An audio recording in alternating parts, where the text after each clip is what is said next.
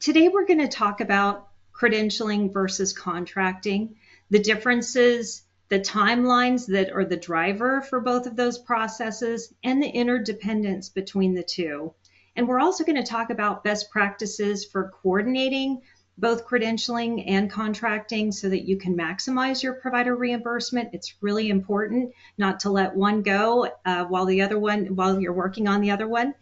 And then last but not least, we will talk about how to get both of them done faster, both credentialing and contracting.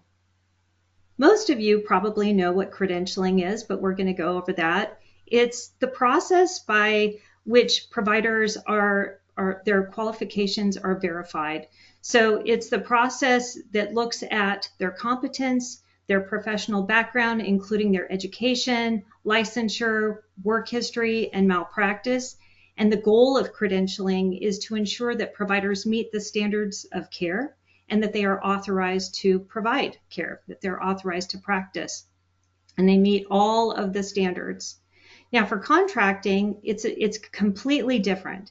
Contracting actually memorializes the relationship in writing between providers and payers.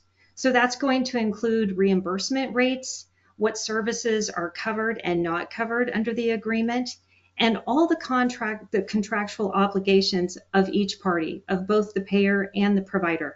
So that would include claims timely filing.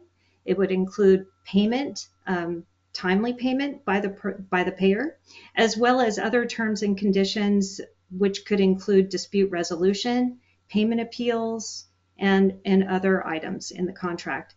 So the goal of contracting is to formalize that relationship between the payer and the provider, including rates and all other terms and conditions. And it's so important for a provider to look at whether or not they want to be contracted because it impacts the patient's in-network benefits.